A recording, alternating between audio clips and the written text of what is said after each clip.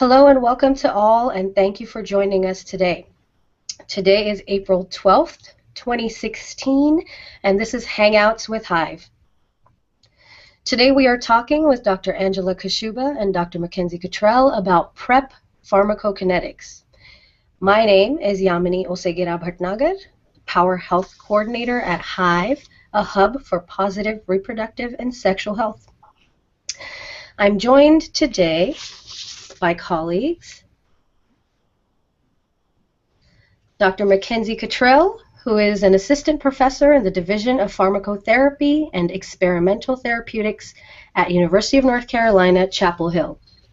Her research focuses on describing pharmacokinetic, pharmacodynamic relationships in mucosal tissues for antiretrovirals being used in HIV prevention and cure interventions. Hi, Dr. Cottrell. Dr. Angela Kashuba is the John A. and Deborah S. McNeil Jr. Distinguished Professor and Chair of the Division of Pharmacotherapy and Experimental Therapeutics at University of North Carolina, Chapel Hill. Her laboratory focuses on the pharmacology of HIV treatment, prevention, and cure. Hi, Dr. Kashuba. Hello. We are also joined by Dr. Nika Seidman, who is an obstetrician gynecologist and fellow in family planning at the University of California, San Francisco. Welcome, Dr. Seidman. Thanks, Yamini. And last but not least, we are joined by Ms. Shannon Weber, who is the director of HIVE and the founder of PleasePrepMe.org. Thank you. Hi, Shannon. A couple of housekeeping items before we delve into our conversation on pharmacokinetics today. We will broadcast for the next 60 or so minutes. During this time, as you listen to our panelists, please think about questions you may have for them and type those into the bottom right corner of your screen in the question and answer box. Note that you will need to sign into your Google account to do this. Alternatively, you can post your questions and comments on Twitter using the hashtag Where's My Prep? We also invite you to show love for our very own location-enabled, searchable California PrEP Providers Directory. Please PrepMe.org by using the hashtag PleasePrepMe. If you missed the live broadcast and are watching the video of this Hangout, you can click on the beginning and ending slides to be directed to a list of resources relating to this Hangout. A little bit about HIVE. HIVE was founded in 1989 and is the umbrella organization that encompasses clinical care, training, advocacy, and a virtual hub for disseminating best practices for comprehensive HIV-informed reproductive and sexual health care. Our mission is advancing reproductive and sexual wellness for individuals, families, and communities affected by HIV in San Francisco and beyond. Our vision is a world where people affected by HIV have safe pregnancies, reproductive autonomy, access to state-of-the-art healthcare, and enjoyable sex lives. With that said, I'd like to hand over to Dr. Nika Seidman to give us a little idea of why we're having this conversation today. Take it away, Nika. Thanks, Yamini. So the CDC recently estimated that there are 468,000 women at substantial risk of HIV and who are eligible for HIV prevention in the United States. There's an enormous amount of work focusing on how to identify these women and how to offer them PrEP. And I'll refer you to some rich discussions that have happened previously in Google Hangouts that have been hosted by HIVE. But today we're going to focus on how can we use the most up-to-date science to inform the counseling about how specifically oral PrEP protects against HIV in individuals with vaginas. We're honored to be here today with Drs. Cottrell and Kashuba, who are two eminent leaders in the field. Their translational work, and specifically a recent paper that was published in the Journal of Infectious Diseases, will likely impact our messaging to consumers about time to effectiveness, adherence, and maximal achievable efficacy, specifically, again, in people with vaginas. I wanted to emphasize 2 points, though, before we dive in. The first is that although we have lots of new PrEP modalities that are on the horizon, we're going to try and focus today specifically on oral PrEP with tenofovir and emtricitabine. And second, I wanted to highlight the language that we use around who we're talking about, individuals with vaginas versus women. The paper that Drs. Cottrell and Kashuba published, as far as I understand, was based on biopsies from cisgender women, but we want to remain as curious as we can and inclusive as we can of how this data may apply to all people with vaginas. So with that, I'm going to hand it over to Drs. Cottrell and Kashuba to give an overview of their recent work, and thank you again so much for joining us. Thank you. I believe we've got some slides that we'll pull up, and we plan to just give a brief overview of the paper, our methods, as well as some really important findings, and then we'll let questions be asked. They're up. Yeah. Are the slides up? So they're up. Okay.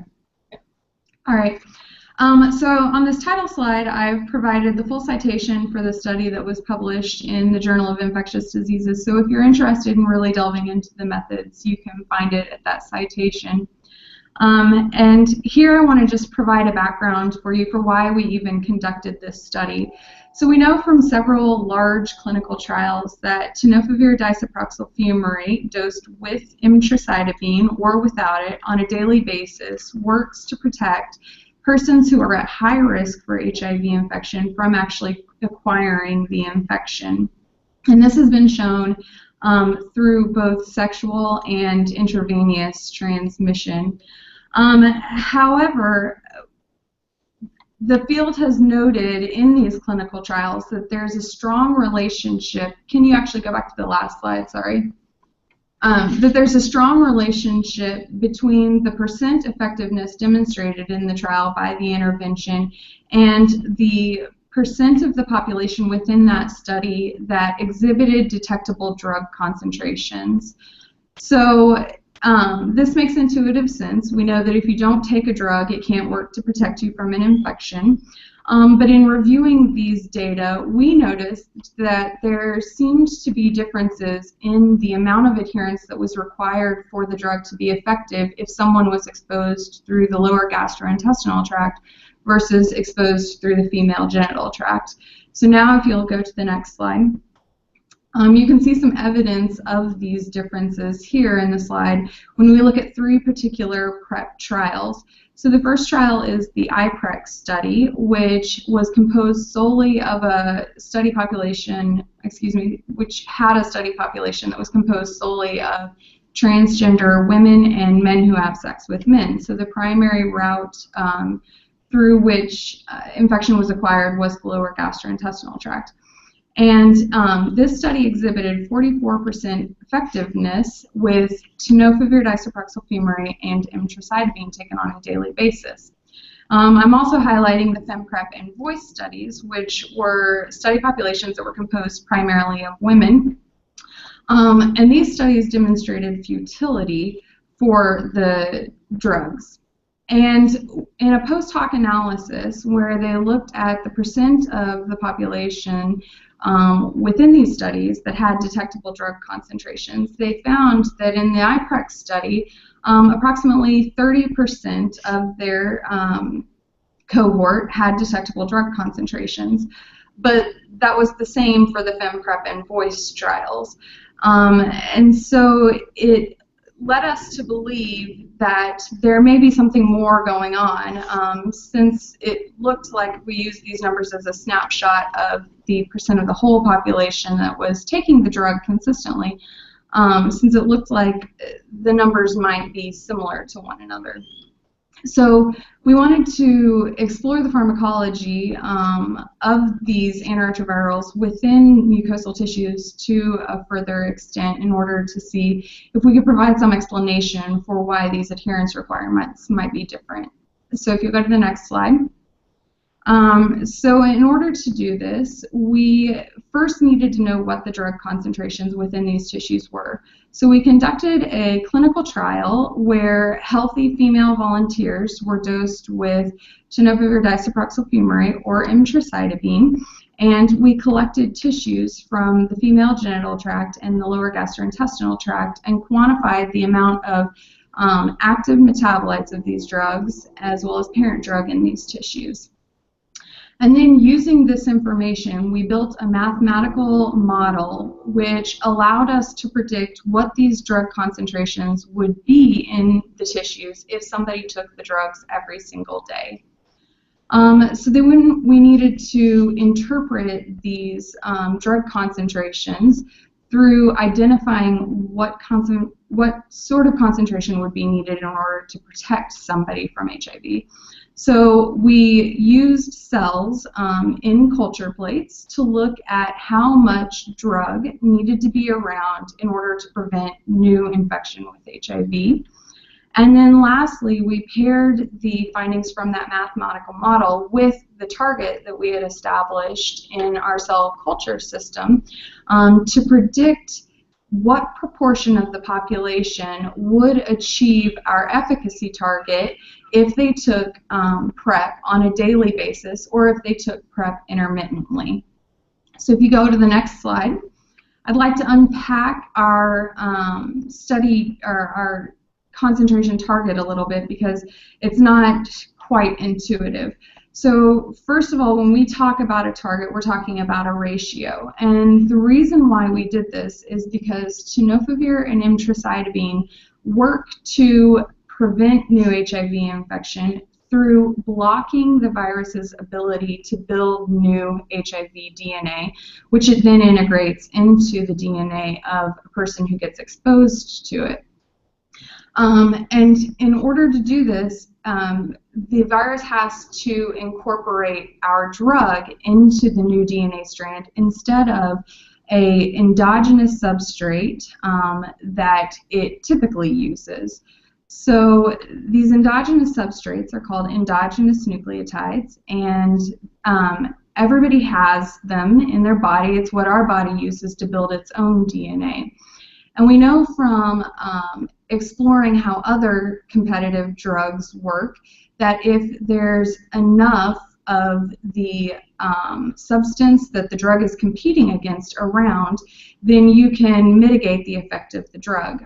And so there was some preliminary evidence to indicate that this was the case for tenofovir and emtricitabine as well, and that at high concentrations of these endogenous substrates, tenofovir and emtricitabine didn't work as well. And so we decided to use this ratio because we felt that it was more physiologically representative of how the exposure-response relationship actually worked. And so the other thing that I want to unpack is why an EC90 as our target. So we targeted an EC90 ratio.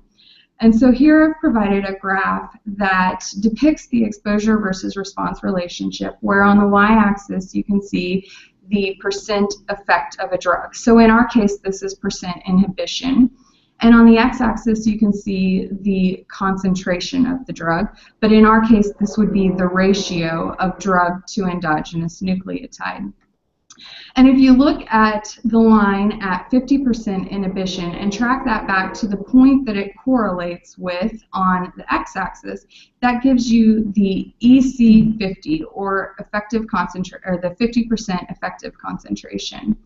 And that's the same for if you look at 90% inhibition or 99%. That's the EC90 and the EC99.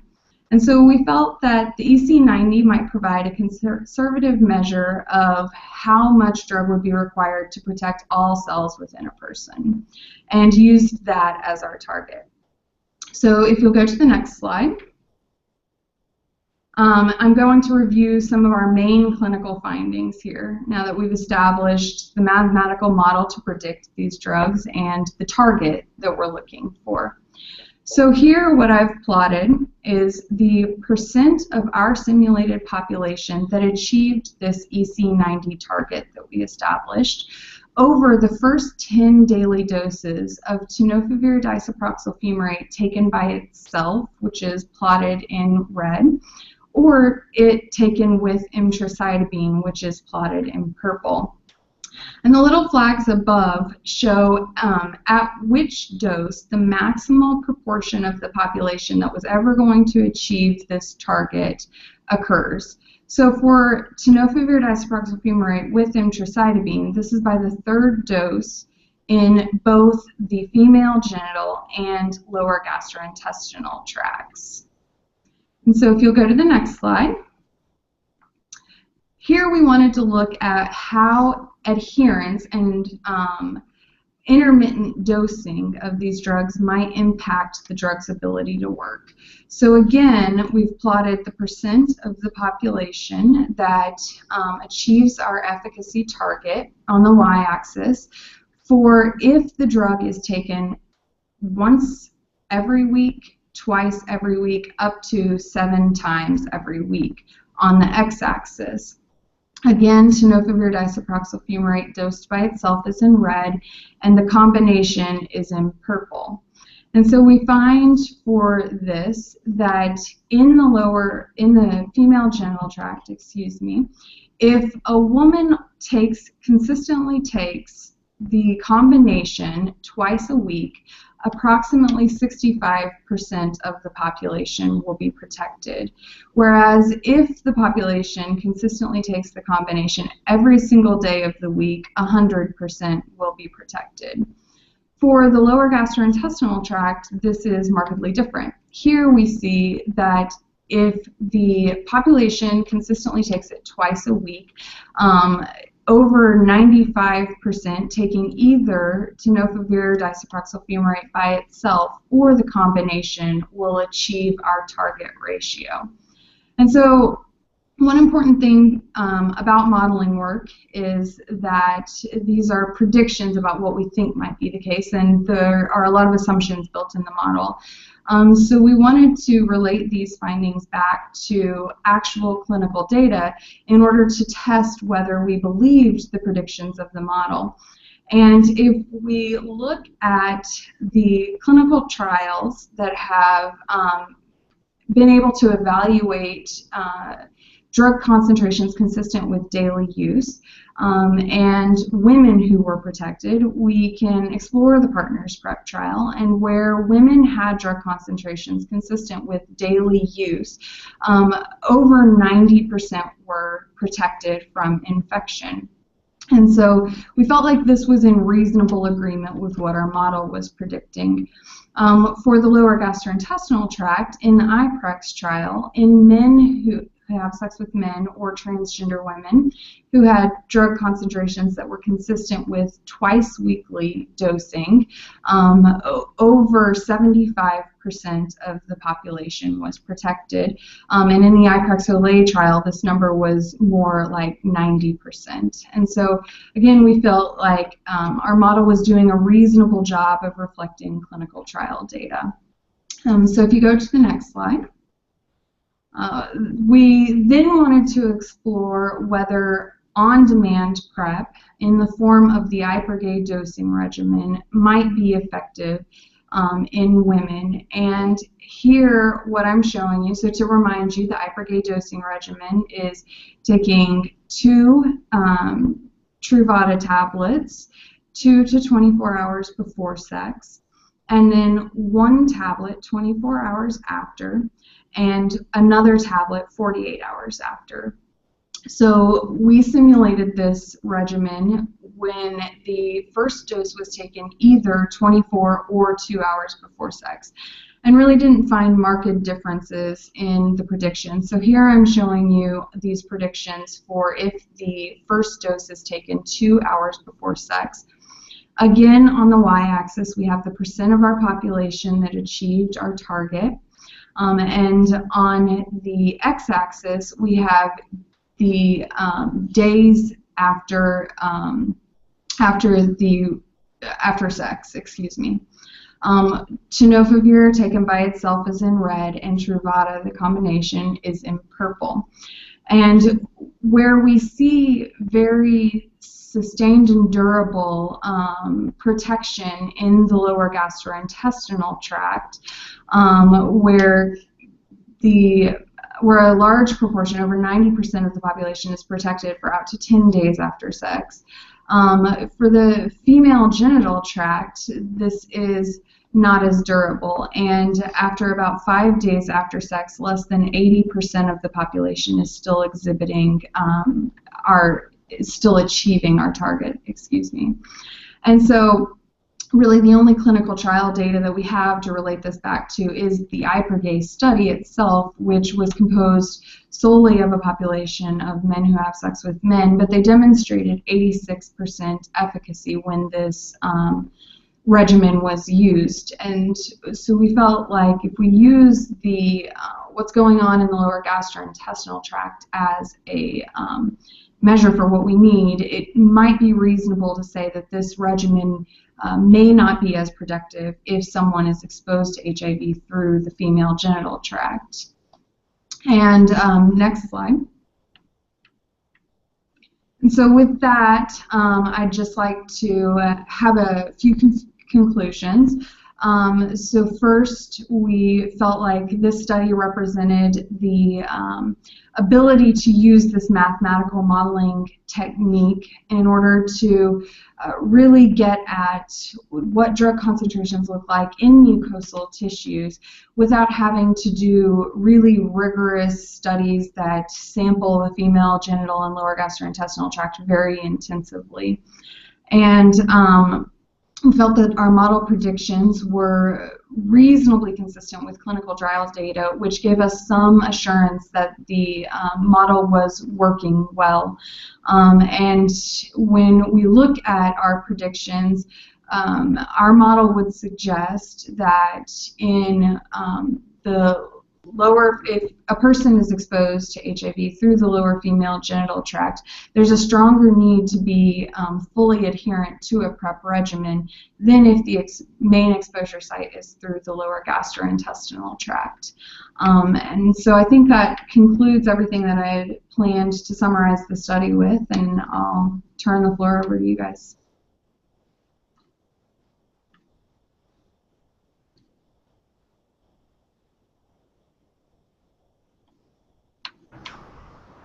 Doctors Cottrell and Kashuba, thank you for that. Thank you for differentiating between the female genital tract and the lower gastrointestinal tract. We are now going to go to questions, and to begin asking questions, I will hand over to Ms. Shannon. Great. Thank you guys so much for being with us. I have looked forward to this conversation for a long time. Well, first of all, I looked forward to your paper for a long time. And then once I got to read the paper, I really wanted to hang and chat with you. So I want to start with something really basic. If you could, because I feel so curious about the study you did, you know, where were these tissue samples from? Who were the women that signed up to be in the study? Just some of the basics behind it to help me understand. But also, if you could explain to me how you decide where you take the samples from, and what do we know about how people with vaginas acquire HIV through these different parts of the female genital tract? So, yeah, so can we start with that? Yeah. So, Shannon, those are really good questions. So, we decided to look both at vaginal tissue and cervical tissue because we know that women can acquire HIV through both of those routes. So even if you protect the cervix with a cap and with gel, you can still see vaginal acquisition of HIV. So we think that throughout the mucosal surface that there can be acquisition of HIV. The other thing that we know from some of the work that Craig Hendricks has done with particles that are about the size of semen, and some of the work he's done in labeling semen, is that most of HIV-like particles that are in semen tend to concentrate around the cervical area. The ectocervical area, so the outside of the cervix rather than in the cervix. So there's very few, at least in these simulation studies that he's done, HIV particles that get through the cervix and up and into the uterus. So we focused our attention on the ectocervical area and the vagina. Now, we've also done some sampling into the uterus to just look at drug concentrations there. There are some differences there, but not huge, like not really big differences like what we see between the vagina and colorectal tissue. So we decided to sample those two areas as sort of the primary areas of HIV acquisition. And then what we noted was that the concentrations there were pretty similar. So we were able to combine them and not have to look at them differently. So what gets into the female genital tract seems to get in a fairly homogeneous distribution. So it's pretty consistent. Yeah. And so who are these women? It's 47 women in the paper that were randomized to 8 per arm, although I was so sad to find out, and I'm sure you were too, had to let go of one of the samples because of improper storage. All these crazy things that happen when you do a study. But who were the women, and then like, how did you actually biopsy them? What did you actually take, and what were you actually looking at for this study? Yeah, so the women were primarily young women. The average age of the groups that were in the study was somewhere in the late 20s to early 30s. They were, of course, all healthy. They were rigorously screened for any other drugs that they might be on, and that was an exclusion factor. No STDs or any sort of comorbid conditions. And, you know, like, we recruit sort of whoever answers our ads, but being here in a college town, we do tend to get some college students who are very interested in participating in this research and feel very strongly about you know, advancing PrEP. So that's another really kind of neat aspect of recruiting here at UNC. We get to involve college students in the research experience, so there's a fair amount of them in our study population. And then in terms of how were the tissues collected, so we used standard speculum to open up the vaginal walls and then collect with biopsy forceps that come from Cooper Surgical, but I can't remember what they're called. Tischlers, sorry. With Tischler biopsy forceps, we use some anesthetic for the biopsies in the female genital tract because it's highly innervated and sensitive area. So we use a lidocaine jelly there. And then we have a instrument that's similar to a speculum for the lower gastrointestinal tract samples, where we open up the rectal wall with an anoscope and then use radial jaws in order to collect tissue from that site. Because that area is not highly innervated, we don't need to use anesthetic. Mm-hmm. I know a lot of people are particularly interested in hormones, so maybe Mackenzie can comment on hormonal contraception or what the women Oh, sure. That would be great. Yeah, so we, in order to be able to recruit a large enough study sample, did not limit this study population to not being on hormonal contraception. So the large majority of our women were on oral hormonal contraception in some form. We also had some women who were on Mirenas in the study. There were very few participants who weren't on hormonal contraception. All right, great. And what do you think we would need to, where would you biopsy if you were going to do this again, which obviously a ton of work and huge hats off and salute to the women who participated. Mm-hmm. But if you were to do something like this again, or would make a recommendation to other researchers, where would you suggest we would be curious about the biopsies? From what parts of the body?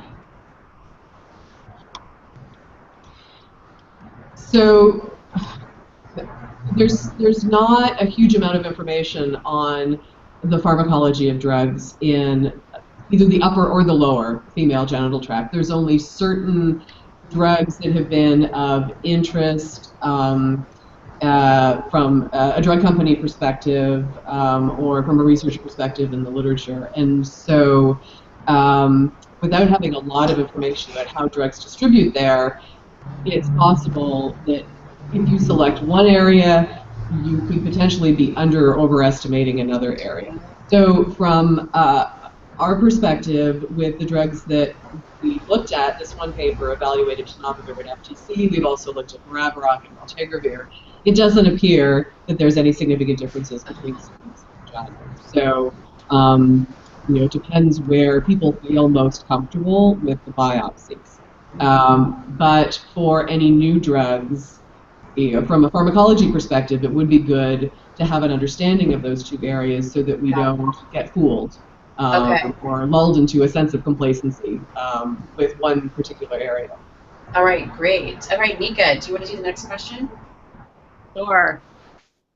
So we're going to move a little bit now to talking about outcomes. And Mackenzie, I first of all wanted to thank you for so beautifully explaining to those of us who aren't pharmacologists about what is an EC90 so we can understand your paper better.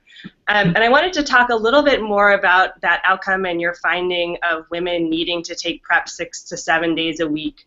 I had a couple of different questions, but my first question was, first of all, thank you for explaining how you picked that level.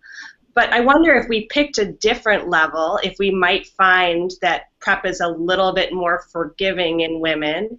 And second of all, how do we figure out even what is the right EC90 to pick as our ultimate outcome?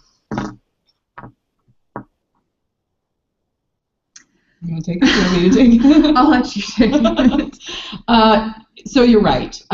We chose an EC90 because we thought that was a level that was aggressive, and if it could be achieved, then we were pretty confident of protection. The problem is that all of these things are surrogate markers, so we don't really know exactly where protection occurs when you take Truvada. We started with the mucosal surface because we think tissues are important. We know in topical prevention, either with the ring studies that were just presented at CROI or with the tenofovir gel, where we have data on, you get at least in people who are good adherers, at least 50% protection.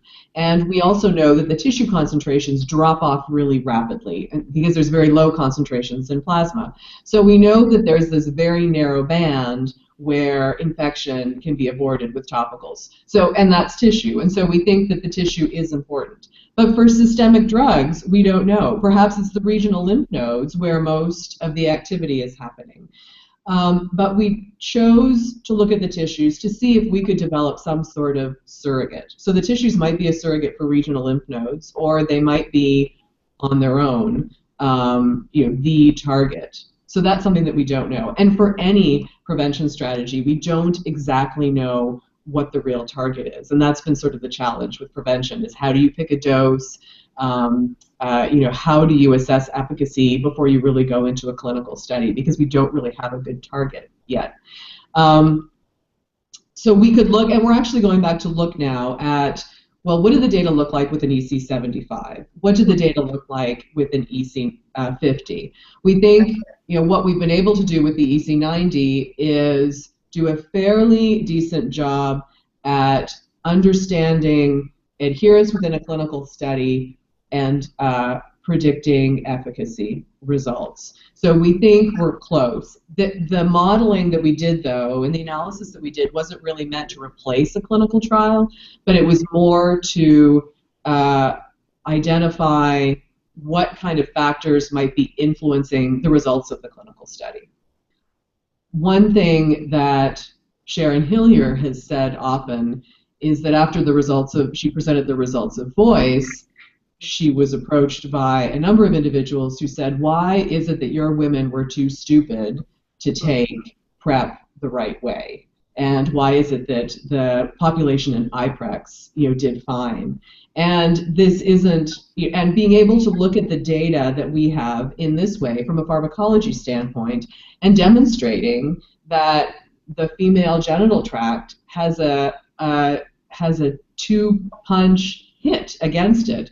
Both the concentrations are lower and the biology, those endogenous nucleosides, are higher. So women have a much higher bar. So you can take the same amount of drug in protecting colorectal tissue and protecting female genital tract tissue, and you can get two very different results. So we think using this analysis, we've been able to understand clinical studies, and these types of analyses occur in drug development all the time to try and determine what might be the pitfalls of a clinical study before it gets underway. So we've tried to do this to better inform the field about how pharmacology can really be used to help address issues in a clinical trial before it starts rather than after it's over. Yeah, and it's also, yeah, go ahead, Nika. I was just going to say absolutely, and we are so grateful for your having such a powerful study and such powerful results in concert with all the social science data that we're getting around these trials to help try and understand them better. One follow-up question that I had is kind of based on that. Do you feel like this recommendation of dosing 6 to 7 times per week is ready for clinical prime time? I, in reading your paper, feel like it does, but I wanted to get your sense as the authors. Yeah, I mean, I certainly feel like it's a reasonable prediction that certainly for the combination dosing, our model was in fairly good agreement with clinical trial results. And thus far, all of the clinical trials have looked at daily, so assuming that people are actually taking it every single day. And really, the IPREX trial has been unique in being able to say, well, wait a second, maybe they don't need to take it every single day. But I certainly feel strongly that if a woman were to ask me how many times a week should I take PrEP, I would say 7 times a week to be protected. Yeah, I would agree with that. I think the intermittent dosing strategy, or just the the inadvertent intermittent dosing strategy that occurred in IPREX, worked for colorectal tissue, but people with there are a certain population that also have vaginas, and so it doesn't work as well with intermittent dosing with that kind of a strategy. Now, when Mackenzie modeled the IPREGAY results, those concentrations after a double dose and then 2 doses afterwards are fairly high, but they drop off more quickly. We don't know exactly how long drugs need to be on board in order to be protective against HIV, and that's one of the limitations of the field right now is how long after exposure. And in the IPREGAY study, we know men were on average taking this type of combination regimen a couple times per week, so they had exposures that were high consistently. And I think if women use the IPREGAY strategy a couple times per week, but again, that's like 8 pills a week, then they probably also would be protected. But again, that's sort of 8 pills a week, which is kind of equivalent to the 7 pills a week, once a day dosing. So if an IPREGAY strategy was to be implemented in women or tested in women, I think it would have to be more than just one time or more than just once a week, because I do worry about that faster elimination rate out of the female genital tract. Great. This leads into my question perfectly, which is previous data has indicated that it takes 20 days to reach protective levels in the vagina, and from your study, it looks like it's 3 days. Right. So your study has more people in it. So I'm wondering 2 questions. One, do you think that we can change our thought about the time that it takes to reach protective levels in the vagina? And my follow-up question is, I feel a little bit confused about that 3 days, because then I don't completely understand why it takes 7 days after. Maybe you just started to answer that by saying it's a post-exposure dose, but why is it that any 3 days in a row wouldn't work to be protective for the vagina? Does that make sense? Yeah, I understand the question. So that 20 days that was put into the CDC guidelines was put there based on the information that we had at the time. And the only information we had at the time was dosing to steady state within peripheral blood mononuclear cells, or PBMCs. So there wasn't actually any data yet on how long it takes to achieve steady state exposure in the female genital tract. So our study provides more recent information, specific tissue information for the field than what we had at the time when the guidelines were developed. So if you look at those guidelines and you look at the references, they're actually based on some data that Pete Anderson had generated just in PBMCs. And that was the best we had at the time, so that was the conservative estimate. So I think now, by 3 days, 3 days of dosing, you've achieved a reasonable amount of exposure, target exposure, but again, if you take that away, then the concentrations drop off quickly. And we know, at least from the macaque data that the CDC has generated, that post-exposure dose, that those dosings are really important. You just do pre-exposure and then you give the animal a challenge and you don't do any post-exposure dosing with tenofovir FTC, you get infection. So there's that post-exposure piece that's actually really important. That's great. That's a huge light bulb for me. Nika, I'm going to just jump ahead and finish up with the pericoital question since we're kind of in that vein, and then you could go to the 90%. So in your study, but you have to make sure I understand it correctly, it looks like you looked at just this 2 dose before, 1 dose after, but not if someone had sex multiple times in a week. Is that true? Okay. Yeah, that's true. The simulations are just based on 1 sex exposure. Got it. And so, based on what you know from that, do you anticipate that we will see the possibility for an intermittent dosing strategy for people with vaginas working or not? Yeah, no, again, I think it would have to be multiple intermittent dosing within the week. Got it. So, hypergay, most of those individuals, even though our modeling suggests that you could just do it once, those 4 doses, a double dose before, and then 2 single doses afterwards, that would likely cover you for a week. Most of the hypergay subjects were actually having multiple sex acts in a week, so they had that strategy at least a couple times a week.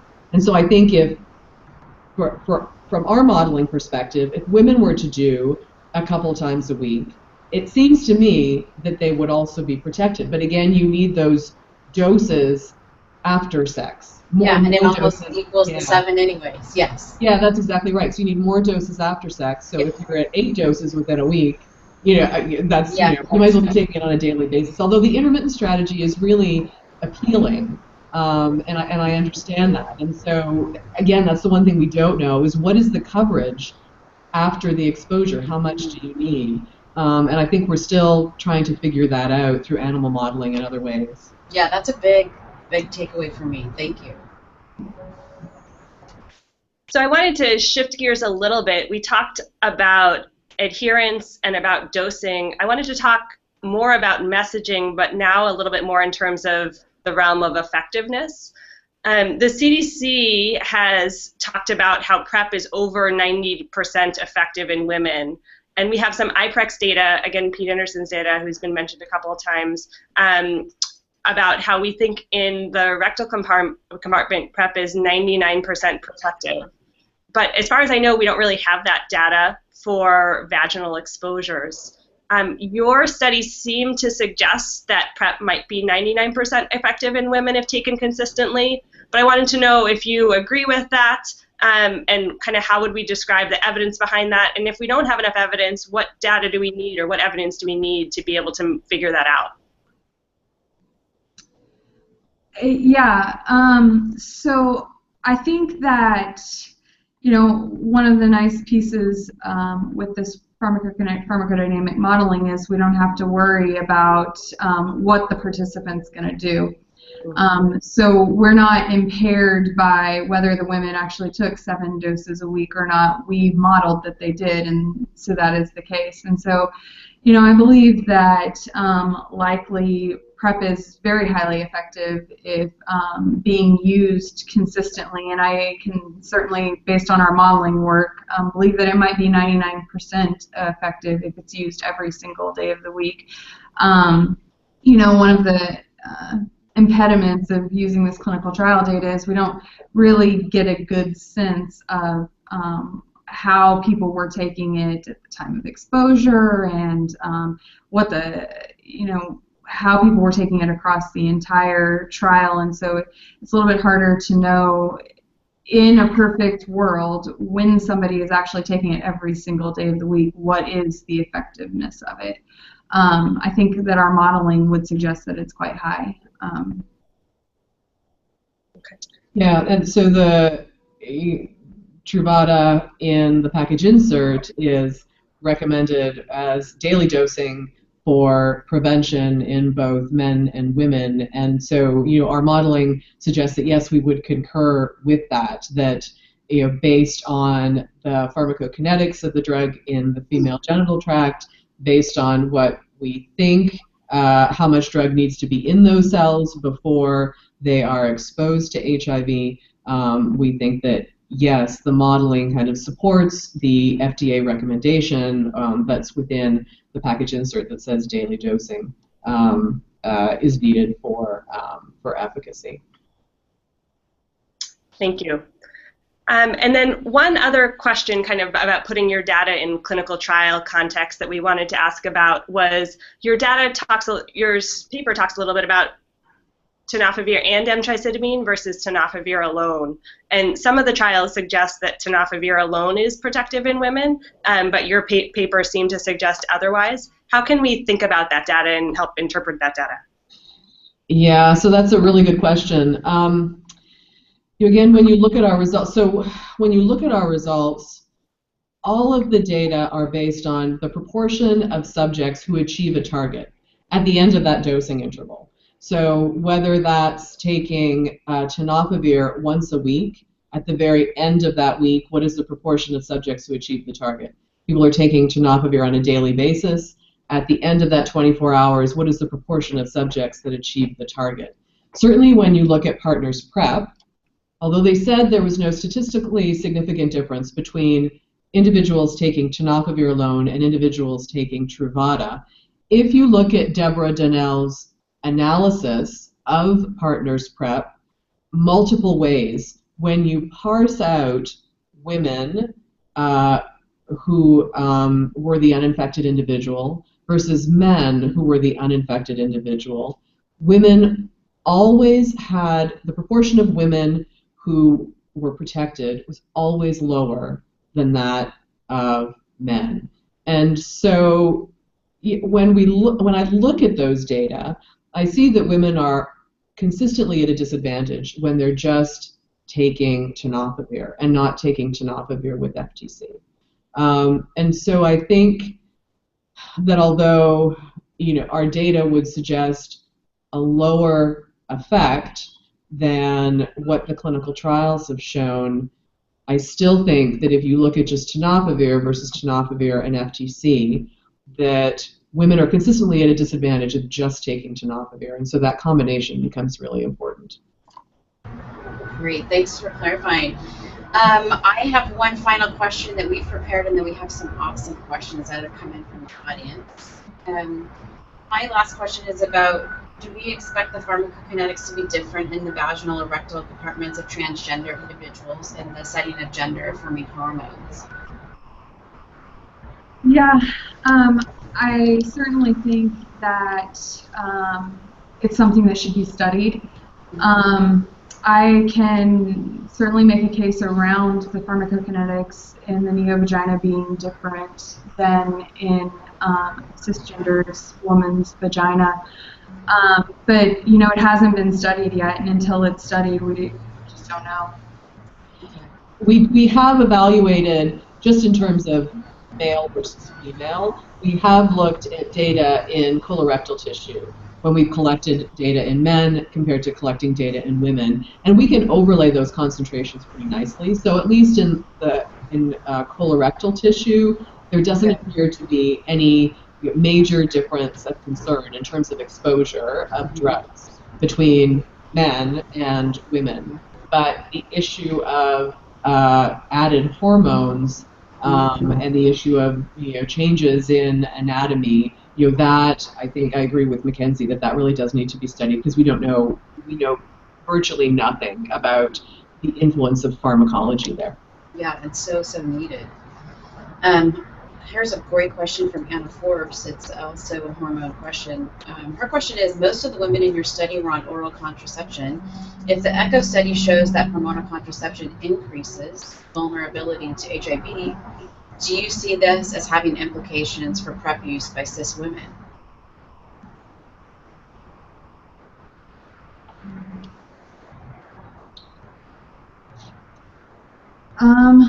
So the question is that if hormonal contraception increases HIV acquisition, do we think that there might be implications for PrEP efficacy?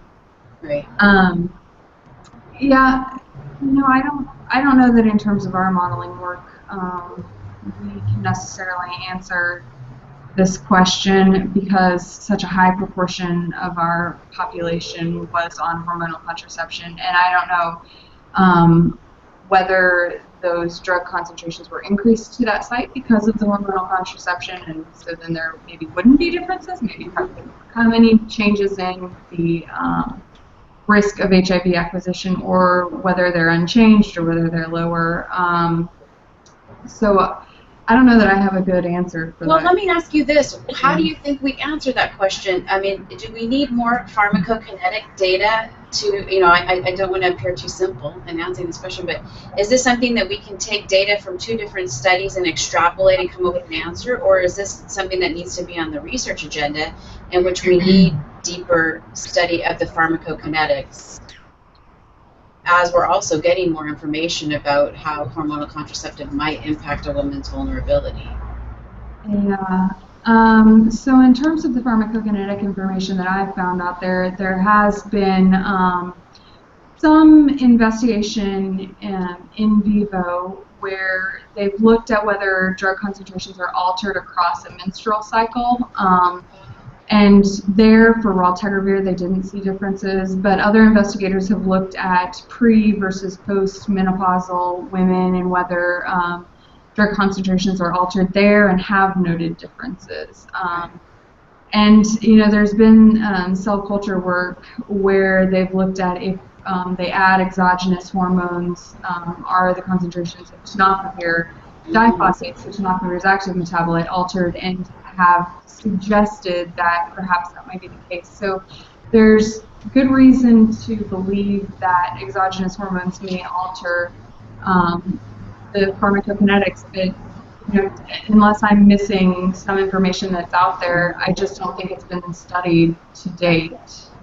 All right, we have some more work to do. All right, here's a question that's come in from Evan Mulvihill. The question is, do you have any ideas for how the model would change with Taff FTC? And so maybe we should, and if you, perhaps you would be able to just quickly encapsulate what came out with at CROI around Taff and why someone would be asking this question. That would be great. Yeah, so we have now studied Taff and the active metabolites from Taff in the mucosal tissues. And, given a very, very similar study population, the same study methods and the same analytical techniques, we found that it was much more difficult to detect active metabolite concentrations in women who were dosed with a single standard dose of Taff compared to women who were dosed with a single standard dose of tenofovir disoproxyl fumarate. And so a large proportion of our data set came back VLQ, so it's hard to say, how quantitatively how those concentrations compared, but we have some evidence to believe that the concentrations of tenofovir diphosphate in the tissues from a dose of Taff are not as high as they are from a dose of TDF. And so, if we were to feed all of this into our model, then it would suggest that efficacy would be lower. But I don't want to say that that would actually be the clinical case because we haven't yet established whether mucosal tissue concentrations are a good surrogate for Taff efficacy. And I think that what our data that we reported at CROI do a really nice job of leading the field to do is not to believe that TAF will be equivalent to TDF, as you may think from PDMC data, and it really necessitates studying TAF for prevention at to a greater extent before just making the assumption that it will work for prevention. We certainly have tissue data to suggest there may be reasons. The CDC published a paper a few years ago looking at TAF in a rectal challenge model, and they found that TAF in monkeys didn't work alone. Now they're going back and repeating that study in a vaginal challenge model to understand TAF vaginally. They did present some data at CROI combining TAF plus FTC. And they suggested that was effective in a PrEP strategy in monkeys. Now, FTC alone in monkeys is also 83% protective. So it's unclear as to whether this is the FTC doing all the legwork or whether TAF is still working. It may be not working in the mucosal tissue. It may be working again at regional lymph nodes or somewhere else. So this again speaks to making sure that we have good pharmacology data and understand how these drugs are working before making any assumptions about how effective they're going to be. Great. Awesome job on the fly, both of you. One last question from the audience. It's coming from Leela Pollock. It sounds like the modeling of protection in the rectal tissue underestimated the protection seen in IPREX and IPREX-Olay. Do you think the modeling in the female genital tissue is also an underestimate, or she says maybe I'm not understanding the model correctly? Yeah, so our modeling in the lower gastrointestinal tract suggested that more than 95% of the population, given either the combination or tenofovir by itself, would be protected if a dose was just taken twice a week. So I feel like that's not necessarily an underestimation. It's a very good agreement with both the IPREX and IPREX-Olay studies, where when they looked at the PBMC concentrations and divided people out based on where their PBMC concentrations suggested that they had been adherent to the drug, they found in people who were adherent at a level of 2 to 3 doses per week had 75 to 90% effectiveness. Mm-hmm. So I feel like we're not underestimating the results of the IPREX study. Okay. Well, unfortunately, it's time for us to wrap up. I originally asked you for a coffee chat, which kind of turned into lunch, and now I wish it was going to dinner. Maybe more another time soon. I feel so grateful to have the visual depiction of the different concentration levels. You know, we wanted that for so long. So thank you for that, and really thank you for breaking down what is a complicated topic to something that we can digest and understand in bits and pieces. A huge takeaway for me today from talking with you was for us to think more about what this post-exposure dosing might mean. You know, I think we've spent a lot of time thinking about loading doses and what it takes to get to protective level, and maybe not thinking about, we know also from clinical experience with post-exposure prophylaxis, so thank you.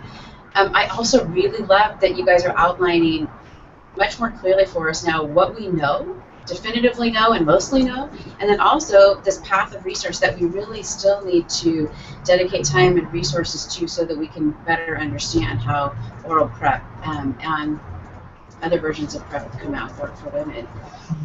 Finally, to close up, I wanted to say I still feel incredibly grateful to you and your team, and particularly to the women who came and volunteered their bodies to be a part of this study, to help us to understand things that we've wondered about for years. So if there's any way that you can pass on our gratitude to especially your team, but any of the women, please do.